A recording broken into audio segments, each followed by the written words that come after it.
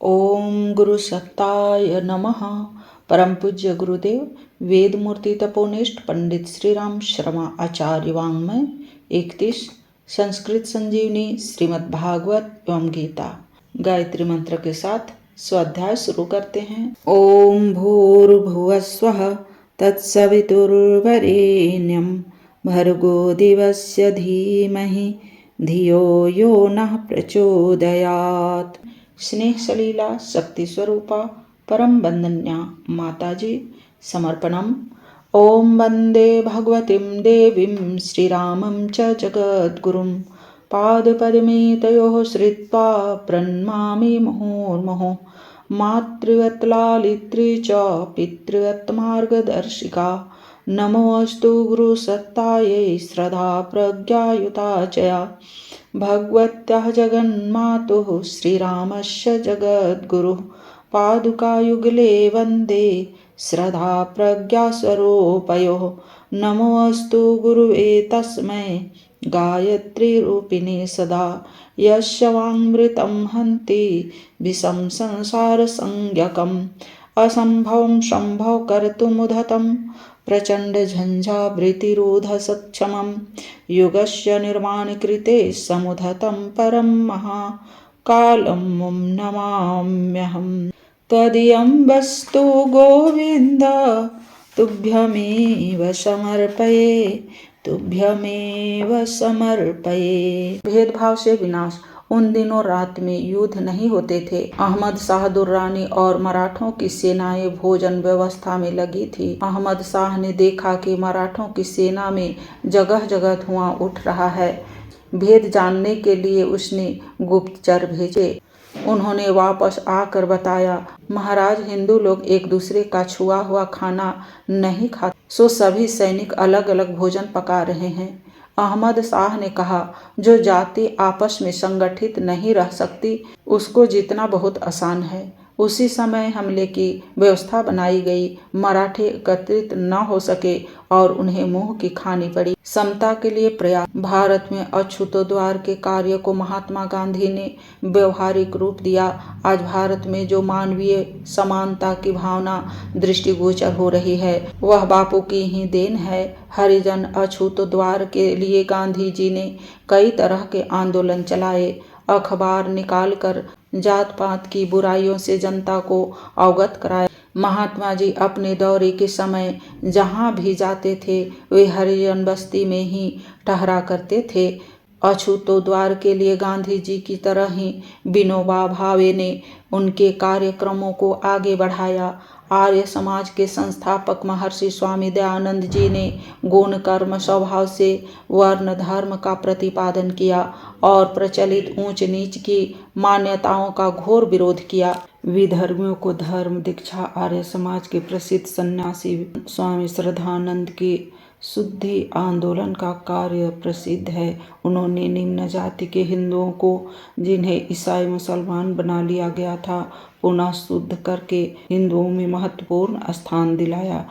इसी तरह छूतोद्वार के लिए कार्य किया। निम्न जातियां जो उच्च वर्णों द्वारा घृणा की दृष्टि से देखी जाती है उनको समाज में सम्मानास्पद स्थान दिलाने के लिए वे आजीवन प्रयत्न करते रहे। मनुष्य की पहचान। स्वामी विवेकानंद जब अमेरिका की एक सड़क पर गुजर रहे थे तो उनकी विचित्र वेशभूषा को देखकर लोग उन्हें मूर्ख समझने और मजाक बनाने लगे। अपने पीछे आती हुई भीड़ के सम्मुख स्वामी जी रुके और पीछे मुड़कर कहा, सज्जनों, मेरी वेशभूषा को देखकर आश्चर्य मत करो। आपके देश में सभ्यता की कसौटी पोशाक है, पर मैं जिस देश से आया हूँ वहाँ कपड़ों से नहीं, मनुष्य की पहचान उसके चरित्र से होती है। वैश्या से तपस्विनी। आम्रपाली नामक एक वैश्या भगवान बुद्ध को भोजन का निमंत्रण देने गई। उन्होंने स्वीकार कर लिया। थोड़ी देर बाद वैशाली राजवंश के लिच्छवी राजकुमार आए और उनने राजमहल में चलकर भोजन करने के लिए प्रार्थना की तो बुद्ध ने कहा, मैं आम्रपाली के यहाँ भोजन की स्वीकृति दे चुका हूँ। उनने मीठे चावल और रोटी की भिक्षा प्रेम पूर्वक ग्रहण की। कुछ समय बाद वह वैश्या भी बुद्ध के उपदेशों से प्रभावित होकर बुद्ध भिक्षुणी बन गई। पाप से घृणा करते हुए भी पापी से प्यार करके उसे सुधारा जा सकता है। दृष्टिकोण का परिवर्तन। भगवान बुद्ध एक बार निबिड़ वन को पार करते हुए कहीं जा रहे थे। रास्ते में उनकी भेंट अंगुलीमाल डाकू से हो गई। वह सदैव अनेक निर्दोषों का वध करके उनकी उंगलियों की माला अपने गले में धारण किया करता था। आज सामने आए हुए साधु को देखकर उसकी आंखें खिल उठी। आज आप ही मेरे शिकार होंगे, अंगुलीमाल ने बुद्ध से कहा और अपनी पैनी तलवार मयान से बाहर निकाली। तथागत मुस्कुराए। उनने कहा, वत्स, तुम्हारा मनोरथ पूर्ण होगा। मैं कहीं भागने वाला नहीं हूँ। 2 क्षण का विलंब सहन कर सको तो मेरी एक बात सुन लो। डाकू ठिठक गया। उसने कहा, कहिए, क्या कहना है? तथागत ने कहा, सामने वाले वृक्ष से एक पत्ता तोड़कर जमीन पर रख दो। डाकू ने वैसा ही किया। उन्होंने फिर कहा, अब इसे पुनः पेड़ में जोड़ दो। डाकू ने कहा, यह कैसे संभव है? पर उसे जोड़ा नहीं जा सकता। बुद्ध ने गंभीर मुद्रा में कहा, वत्स, इस संसार में मार काट, तोड़फोड़, उपद्रव और विनाश ये सभी सरल है। इन्हें कोई तुच्छ व्यक्ति भी कर सकता है। फिर तुम इसमें अपनी क्या महानता सोचते हो और किस बात का अभिमान करते हो? बड़प्पन की बात निर्माण है, विनाश नहीं। तुम विनाश के तुच्छ आचरण को छोड़कर निर्माण का महान कार्य क्यों नहीं अपनाते? अंगुलीमाल के अंतःकरण में शब्द तीर की तरह घुसते गए। तलवार उसके हाथ से छूट पड़ी। कातर होकर उसने तथागत से पूछा, इतनी देर तक पाप कर्म करने पर भी क्या मैं पुनः धर्मात्मा हो सकता हूँ? वे बोले, वत्स, मनुष्य अपने विचार और कार्यों को बदल कर कभी भी पाप से पुण्य की ओर मुड़ सकता है। धर्म का मार्ग किसी के लिए भी अवरुद्ध नहीं है। तुम अपना दृष्टिकोण बदलोगे तो सारा जीवन ही बदल जाएगा। विचार बदले तो मनुष्य बदला। अंगुलीमाल ने दस्यु कर्म छोड़कर प्रव्रज्ञा ले ली। वह भगवान बुद्ध के प्रख्यात शिष्यों में से एक हुआ है। छोटा शुभारंभ भी उत्तम। एक बहलिया भगवान महावीर से धर्मोपदेश लेने गया और आत्मकल्याण का उपाय पूछा। भगवान ने अहिंसा परमो धर्म का उपदेश करते हुए कहा कि जीव हिंसा छोड़ दो। बहेलिया इस पर तैयार नहीं हुआ। तब महावीर ने उसे निर्दोष लोमड़ी, खरगोश, कबूतर आदि छोटे जीवों को न मारने का व्रत लेने को कहा। उसने उत्तर दिया, आमतौर से मैं इन्हीं जीवों को पकड़ पाता हूँ और इन्हीं से अपनी आजीविका चलाता हूँ। इन्हें मारना छोड़ सकना मेरे लिए कठिन है। तब भगवान महावीर ने कहा, अच्छा, किसी प्रकार शुभारंभ तो करो जिसे तुम उचित समझो। कम से कम उस एक जीव पर तो आज से दया करने और हिंसा छोड़ने का व्रत ले लो। बहेलिये ने कौवे की हिंसा न करने का व्रत लिया। व्रत छोटा एवं उपहासापद था, पर एक कदम आगे बढ़ा सो बढ़ता ही गया और वह थोड़े समय बाद जैन धर्म का श्रेष्ठ संत तथा धर्म प्रचारक प्रसिद्ध हुआ। छोटा काम करने वाले अर्जुन देव जब पहली बार गुरु के अखाड़े में गए तभी से उन्हें बर्तन साफ करने का काम सौंपा गया। दूसरे शिष्य तो प्रातःकाल भजन सत्संग में शामिल होते, पर अर्जुन देव उस समय बर्तन साफ किया करते थे। वे शिष्य मंडली में सबसे छोटे समझे जाते थे। गुरु ने अंतिम समय उत्तराधिकारी वसीयतनामा लिखा। मृत्यु के बाद सबने पढ़ा तो देखा कि अर्जुन देव को ही गद्दी मिली है।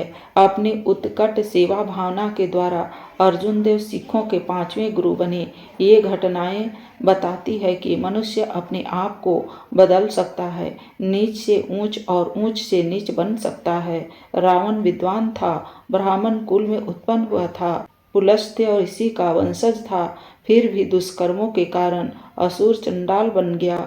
नीच ऊंच बनने का माध्यम गुण कर्म है, वंश नहीं। परिस्थिति से परिवर्तन। बंगाल के संसार प्रसिद्ध वैज्ञानिक सर जगदीश चंद्र बोस इस बात पर विश्वास करते थे कि बुरे से बुरे व्यक्ति को सद्व्यवहार द्वारा सुधारा जा सकता। सर बोस के पिता भगवान चंद्र जी डिप्टी कलेक्टर थे और चोर डाकुओं को पकड़वाने का कार्य भी उन्हें करना पड़ता था। एक बार एक खतरनाक डाकू को उन्होंने पकड़वाया। अदालत ने उसे जेल खाने की कड़ी सजा दी।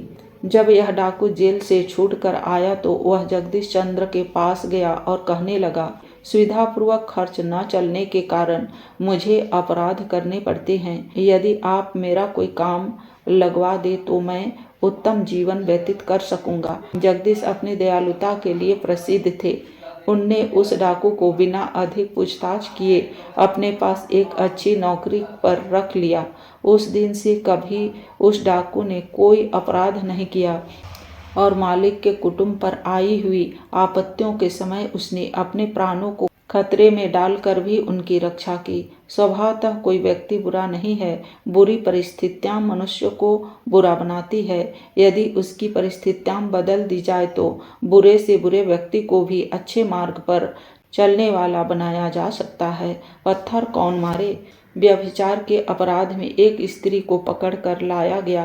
पंचों ने निश्चय किया कि पत्थर मार मार कर उसका वध कर डाला जाए। दर्शकों की भीड़ पत्थरों के बड़े बड़े टुकड़े हाथ में लिए खड़ी थी। अपराधिनी का मस्तक लज्जा से झुका था। वह भय से थरथर कांप रही थी। ईसा उधर से निकले। लोगों ने उन्हें रोका और इस अपराध एवं दंड व्यवस्था पर अपना अभिमत प्रकट करने का अनुरोध किया। लोगों को संबोधित करते हुए ईसा ने कहा, अपराधी को दंड देना उचित है, पर पत्थर उन्हें मारने चाहिए जिन्होंने कभी अपराध न किया हो। जो कभी व्यभिचार कर चुके हों उनके लिए तो ऐसा करना सरासर अनुचित है। इस विवेकपूर्ण व्यवस्था को दर्शकों ने ध्यानपूर्वक सुना। हाथों में रखे पत्थर नीचे गिरने लगे। भीड़ खिसकनी आरंभ हो गई। वधस्थली पर अपराधिनी और ईसा दो ही खड़े थे। ईसा ने कहा, भटकने वाली लड़की, जा प्रभु से क्षमा मांग और नेक जीवन व्यतीत कर। ये कथाएं बताती है कि बुराई अपनी देखनी चाहिए, छोटा अपने को समझना चाहिए। किसी को इसलिए छोटा या नीच समझना कि वह अमुक वंश में जन्मा है, सर्वथा अन्याय है। जब बुरे व्यक्ति भी अपने वातावरण में अच्छे बन सकते हैं, तब किसी से आजीवन इसलिए घृणा की जाए कि वह छोटे कुल में उत्पन्न हुआ है, सर्वथा अनुपयुक्त है। संतों की विवेक दृष्टि। संत तुकाराम कुनवी जाति में पैदा हुए थे, जो उन दिनों एक तरह से नीची कौम मानी जाती थी, लेकिन अपने सद्गुणों, सद्व्यवहार, भगवत भक्ति, ज्ञान आदि के कारण तुकाराम भक्तों संतों की श्रेणी में माने गए। आज भी दक्षिण भारत में संत तुकाराम के अभंग उसी तरह गाए जाते हैं जैसे मीरा, सूर, तुलसी आदि की रचनाएं। संत नामदेव दर्जी थे, रसखान मुसलमान थे, किंतु उनकी गणना हिंदू भक्तों में की जाती है। संत रैदास जाति से शूद्र थे, लेकिन अपने सद्गुणों और भगवत भक्ति के द्वारा उत्कृष्ट व्यक्तियों की श्रेणी में आ गए। भारत में संत रैदास का न केवल निम्न जाति में ही वरन उच्च वर्ग में भी सम्मान युक्त और पूजनीय स्थान है। संत कबीर जाति से जुल्हा थे, लेकिन अपने ज्ञान, विद्वता, ईश्वर निष्ठा, सज्जनता के कारण सारे भारतवासी इन्हें श्रद्धा की दृष्टि से देखते आए हैं। संत कबीर ने न केवल मानव मात्र को सम्मान माना, वरन उन्होंने जाति पाति, ऊंच नीच, वर्ग भेद की खुले शब्दों में निंदा की। कबीर के इन सिद्धांतों से लोग इतने प्रभावित थे कि निम्न जाति के लोगों के अतिरिक्त हिंदू मुसलमान दोनों वर्गों ने भी उन्हें अपना माना। रामानुजाचार्य को उनके गुरु ने कई प्रकार की विद्याएं सिखाई। ज्ञान दीक्षा संपन्न करते हुए उनके आचार्य ने कहा, रामानुज, नीच जाति के लोगों को यह ज्ञान मत देना। इस पर रामानुज बोले, गुरुदेव, जिसका गिरे हुओं को उठाने में उपयोग न हो वह शिक्षा मुझे नहीं चाहिए।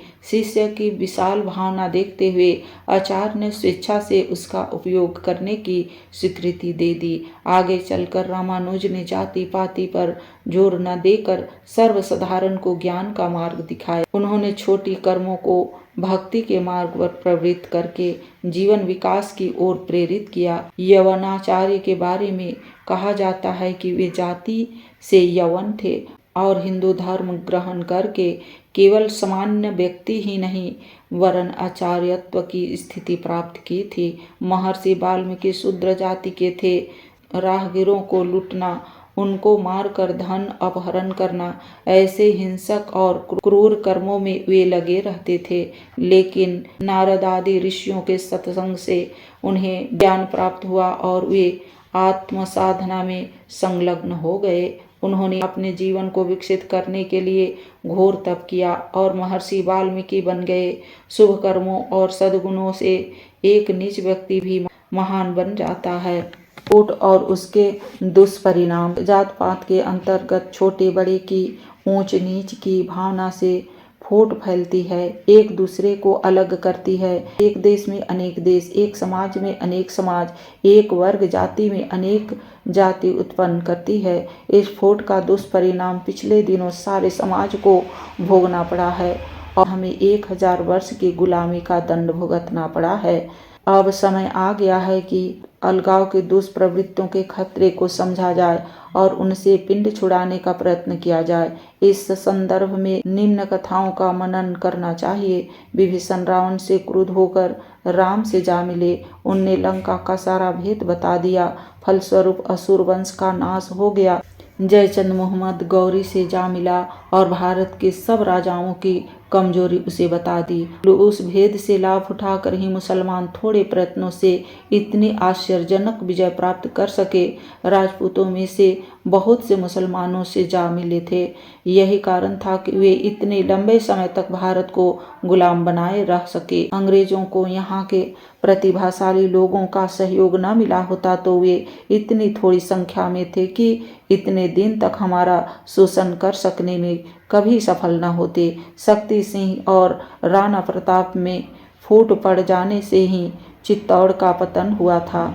ऐसी कलंकित कथाएं इतिहास में अनेकों मिलते हैं, जिनके कारण उस फूट के मार्ग पर चलने वाले व्यक्तियों का ही नहीं अपितु व्यापक पैमाने पर समाज का अहित ही हुआ है। बंदर बिल्ली की कहानी प्रसिद्ध है, जिसमें एक रोटी को आपस में बांट न सकने के कारण बंदर के हाथों में उन्हें पूरी रोटी गंवानी पड़ी थी। भारत में जात पाति, लिंग भेद, ऊंच नीच, भाषावाद, प्रांतवाद आदि के नाम पर फैली हुई अलगाव की प्रवृत्तियां सब प्रकार से अवांछनीय है।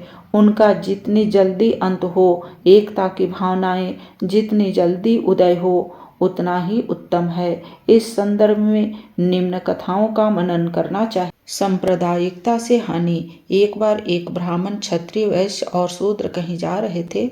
मार्ग में एक डाकू ने उन्हें देख लिया। उसने उसके सामान को लूटना चाहा, किंतु वह एक था और यात्री 4 थे। उसे एक तरफी सूझी। डाकू ने ब्राह्मण, क्षत्रिय, वैश्य की तो खूब प्रशंसा की और शूद्र को गाली देकर खूब पिटाई की और जो कुछ था छीन लिया। इसके पश्चात वैश्य और फिर क्षत्रिय, ब्राह्मण सभी का क्रमशः यही हाल किया। चारों से सब कुछ लूट कर डाकू चलता बना। चारों अपना मुंह लेकर चले गए। मार्ग में उनके गांव का एक नाई मिला। उसे सारा हाल सुनाया तो वह बोला कि आप लोग संगठित होकर रहते तो यह हालत नहीं होती। असंगठित समाज को इसी तरह हानि और अपमान सहना पड़ता है। ब्राह्मणों का पतन कैसे हुआ? 2 विद्वान पंडित एक गृहस्थ के घर अतिथि हुए। एक विद्वान स्नान गृह में गए थे। गृहस्थ ने दूसरे से उनके बारे में पूछा तो वे कहने लगे, वह तो बिल्कुल बैल है। पहला बाहर आया और दूसरा स्नान करने गया तो गृहस्थ ने उससे भी वही बात पूछी। दूसरा विद्वान बोला, वह तो पूरा गधा है। दोनों भोजन के लिए बैठे तो गृहस्थ एक के आगे भूसा और दूसरे के आगे घास पटक कर बोला, लीजिए महाराज, बैल और गधे का भोजन हाजिर है। यह सुनकर दोनों बड़े लज्जित हुए। तब अच्छा भोजन परोसते हुए गृहस्थ ने समझाया, महाराज, विद्वान व्यक्ति एक दूसरे से ईर्षा द्वेष नहीं किया करते। फूट का परिणाम। एक बार कई पक्षी एक पहेलिये के जाल में फंस गए। पक्षियों ने सलाह की और एक साथ जाल लेकर उड़ गए। व्याघ भी उनके पीछे दौड़ा। किसी साधु ने पूछा, भाई, अब इनके पीछे दौड़ने से क्या लाभ? व्याघ बोला, महाराज, जब तक ये पक्षी एक विचार और एक संगठन में है, तभी तक जाल का बोझ उठा सकेंगे। ऐसा ही हुआ। थोड़ी ही देर में कहाँ उतरे के प्रश्न पर उनमें विवाद हो गया। किसी किसी ने ढील दे दी और परिणाम यह हुआ कि वे जाल समेत नीचे गिरे और मारे गए। एकता में बड़ी शक्ति है। एकता की आवश्यकता पांडव जब वन में थे तो कौरवों का मुकाबला किसी जंगली जाति से हो गया। कौरव पकड़कर बंदी बना लिए गए। यह सुनकर भीम बड़े प्रसन्न हुए, पर युधिष्ठिर को यह बात अप्रिय लगी। उन्होंने कहा, हम आपस में भले ही 5 और 100 हों, किंतु बाहरी लोगों के लिए 105 हैं। यह कहकर उन्होंने जंगली लोगों से लड़कर कौरवों को छुड़ा लिया। मार्ग की एक बड़ी बाधा। एक कुत्ता तेजी से चलता हुआ गंगा स्नान के लिए जा रहा था। रास्ते में किसी ने पूछा, कुत्ते, चलते हुए तो तुम बहुत जल्दी गंगा पहुंच जाओगे। कुत्ते ने लंबी सांस खींचते हुए कहा, गांव-गांव में बिरादरी के लोग मिलेंगे और वे मेरा रास्ता रोकने में कुछ कसर उठा न रखेंगे, अतएव मेरा तेज चलना भी उतना सार्थक न हो सकेगा जितना आप सोचते हैं। कुल्हाड़ी का बेंट एक छोटा मजबूत पेड़ काटकर जमीन पर गिर पड़ा। उसे इस तरह जमीन पर पड़ा देखकर एक ग्राहगीर ने पूछा, भाई पेड़, तुम तो बहुत मजबूत थे, कल तक बड़ी शान से खड़े थे, आज क्या हुआ जो इस तरह नीचे गिर जाना पड़ा? पेड़ ने दर्द भरे स्वर में कहा, मेरे वंश का एक लकड़ी का टुकड़ा कुल्हाड़ी का बेंट बन गया और उसके कारण मेरी जड़ कट गई। यदि वह लकड़ी का बेंट विरोधी से न मिल गया होता तो कुल्हाड़ी लोहे की होते हुए भी मेरा कुछ बिगाड़ न कर सकती। जो ब्राह्मण अपने आप को समदर्शी एवं शांत कहकर अपने आराम के लिए दीन दुर्बलों को अनुचित रीति से सताया जाना अपेक्षापूर्वक देखता रहता है, उसका मिथ्या ब्रह्म ज्ञान फूटे हुए बर्तन से पानी की भांति चू जाता है, अर्थात सैनः सैनः नष्ट हो जाता है। मनुष्य सब समान है, वर्णों के कारण उनमें कोई अंतर या विशेषता नहीं होती, क्योंकि समस्त प्राणी एक ही ब्रह्मा के द्वारा रचे गए हैं। संसार में सामाजिक व्यवहार में यह भिन्नता, पृथकता तथा वर्ण भेद सब कर्म के आधार पर निर्मित हुआ है। यह मनुष्य समाज रूपी शरीर का ब्राह्मण मुख है, क्षत्रिय भुजा है, वैश्य मध्य भाग है और पैर सूत्र है। जाति से या जन्म से न तो कोई ब्राह्मण होता है, न वैश्य होता है और न क्षत्रिय होता है। जाति से ही न कोई शूद्र होता है और न मलेच्छ होता है, अर्थात सब एक समान होते हैं, किंतु गुण कर्म के भेद के कारण ही सबका अलग अलग वर्ण हो जाता है। जो जैसे कर्म करेगा वैसा ही वर्ण उसे प्राप्त होगा। जो शूद्र होकर भी शील संपन्न है वह ब्राह्मण से अधिक मान्य होता है। जो ब्राह्मण होकर भी आचारहीन है वह शूद्र से भी नीच कहलाता है। काम, क्रोध, भय, लोभ, शोक, चिंता, क्षुधा, श्रम ये हम सभी में होते हैं। फिर वर्णों का विभाजन कैसे होता है, क्यों भिन्नता होती है?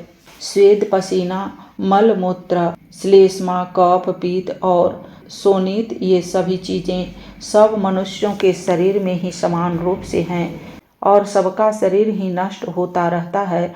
फिर अलग अलग विभाजन किस लिए होता है? गणिका वैश्या के गर्भ से उत्पन्न हुआ, वशिष्ठ तपस्या करके ब्राह्मण महामुनि हो गया, हार को ही कर्म मानते हैं।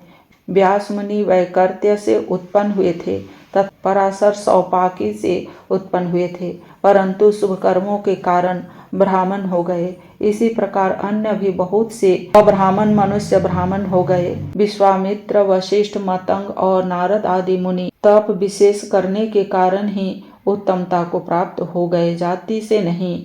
महातपस्वी विश्वामित्र तप के ही कारण ब्राह्मणता को प्राप्त हो गए। पहले वे क्षत्रिय थे, किंतु बाद ब्राह्मण वंश के प्रवर्तक बन गए। तपस्या ही इसका कारण है। पक्षियों में कौवा चंडाल होता है, अश्वों में गधा चंडाल होता है, मनुष्यों में कोई एक चंडाल नहीं होता। जो भी निंदक होते हैं वे सब चंडाल कहलाते हैं। ब्राह्मण का यह शरीर क्षुद्र कामनाओं के लिए नहीं है, वह तो इस लोक में घोर तप के लिए और परलोक में शाश्वत कल्याण के लिए ही है। धन और विद्या से कोई ब्राह्मण नहीं होता, पर सदाचार संपन्न यदि चंडाल है तो देवता भी उसको ब्राह्मण समझते हैं। पढ़ने वाले, पढ़ाने वाले और भी शास्त्र चिंतक ये तो व्यसनी समझो। जो शास्त्रानुसार चलने वाला है वही पंडित है। चारों वेदों का जानकार यदि दुराचारी है तो वह शूद्र से भी गया बिता है। जो अग्निहोत्र, काम, क्रोध, लोभ आदि को हवन करने वाला और इंद्रिय निग्रही है, वह ब्राह्मण है।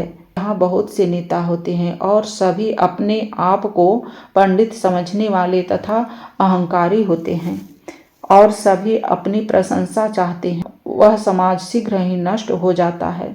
बड़े बड़ाई ना करें, बड़ों न बोले बोल, रही मन हीरा कब कहे, लाख हमार मोल। वैष्णव हुआ तो क्या हुआ, माला मेली चारी, बाहर कंचन सा रहा, भीतर भरी भंगारी। एक धरही घर मलिनता, अपर स्वच्छ करी जात। द्वय हम कौन अछूत है, नीके निर्नहु सात। छत्री सो जो छत्र को, धर्म करें निर्वाह, पर रक्षा हित ना करें, जीवन की परवाह। पंकज उपजै पंक में, सौरभ अति सुखकार, होत महत्व न जन्म को, गुण कारण सुविचार। है जहम 8 कनौजिया, 9 चूल्हे की रीति, तहम परस्पर प्रीति की, कहा पढ़ावत नीति। ऊंचे कुल क्या जन्मिया, जो करनी उच न होय, सुबरन कलश सुर भारी, साधु निंदय सोय। जाति न पूछे साधु की, पूछ लीजिए ज्ञान, मोल करो तरबार का, पड़ा रहन दो मयान। श्री रामचंद्र जी भक्ति भाव के मुकाबले में जाति पात को महत्व नहीं देते हैं। कह रघुपति सुनो भामिनी बाता, मानव एक भक्ति करनाता। जाति पात कुल धर्म बड़ाई, धन बल परिजन गुण चतुराई। भक्तिहीन नर सोहई कैसा, बिनु जल बारिद देखिया जैसा। आज की वीडियो में इतना ही। लाइक, सब्सक्राइब और शेयर करें। धन्यवाद। ओम शांति।